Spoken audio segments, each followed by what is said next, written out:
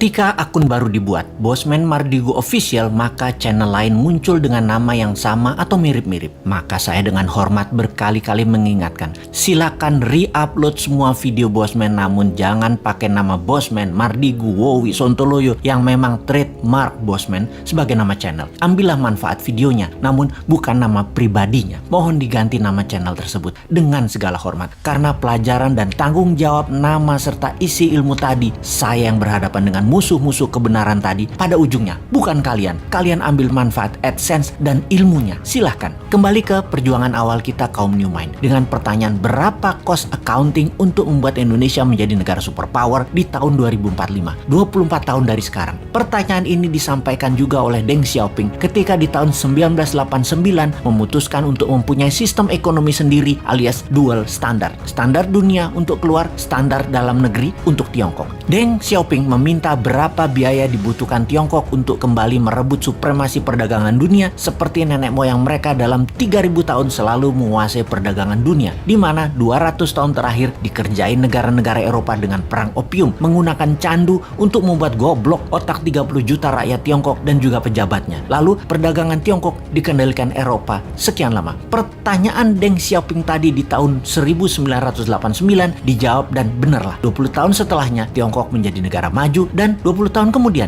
yaitu sekarang, Tiongkok menjadi kekuatan yang ditakuti. Pertanyaan awal kita, berapa cost accounting untuk membangun Indonesia untuk menjadi negara superpower di tahun 2045 itu? Hal itu sangat penting. Berapa modal yang dibutuhkan? Berapa dana yang dibutuhkan? Dan itu harus diketahui sekarang. Semua itu akan kita ciptakan dananya serta pekerjaannya untuk 100% warga Indonesia. Kita lompat ke tahun 2030 ke depan. Di tahun 2030 atau kurang dari 9 tahun lagi, dari saat ini dunia menjadi lain dengan dunia yang kita kenal 100 tahun terakhir. Pandemi 4 tahun hingga tahun 2025 merubah 60% kehidupan manusia. Teknologi bioengineering, biomedical, menggeser DNA dan RNA manusia membuat manusia menjadi super karena lawannya penyakit juga menjadi super. Penyakit bawaan atau penyakit karena virus bermutasi. Manusia pun bermutasi dengan perubahan genetik tubuh manusia dipicu dengan growth factor biomedical. Di sisi lain, secara politik, kalau Amerika tidak hantam secara militer negeri Tiongkok dalam kurang waktu 3 tahun ke depan, maka di tahun 2030 Tiongkok akan menjadi negara superpower nomor 1. Dan saya garansi Amerika tidak akan serang Tiongkok. Amerika tuh chicken sekarang. Sungguh. Kemudian komunikasi 6G dipimpin Tiongkok. Distribusi kapal niaga dan seluruh gadget serta transaksi perdagangan dikuasai Tiongkok. Kesehatan dikuasai globalis cabal. Demikian juga sumber informasi big data dan currency akan dikuasai cabalis. Kemudian kehidupan pertanian akan semakin sulit. Alam semakin gersang. Cuaca tidak bisa dibaca dan dikendalikan.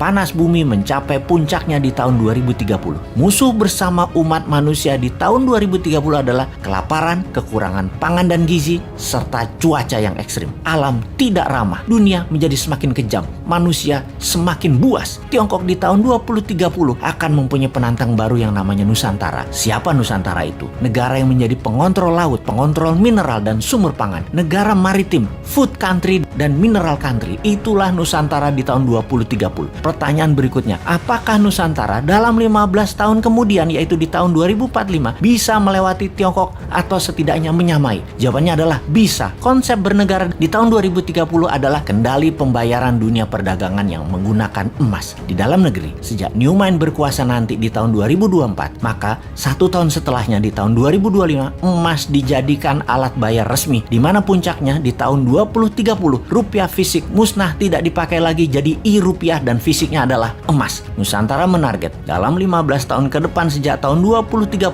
transaksi dunia 50% memakai emas. Itulah awal Nusantara menjadi negara superpower di tahun 2045. Kunci penting berikutnya di periode 2045 sampai 2070, di mana dunia sepakat tidak akan ada lagi perang militer, namun semua negara berkolaborasi merubah dunia menjadi lebih baik. 2045 hingga tahun 2070, Nusantara menjadi negara superpower yang memimpin garda terdepan pejuang lingkungan hidup, kesehatan, edukasi, dan sustainable eco-living. Nusantara memimpin perbaikan alam selama 15 tahun hingga tahun 2070.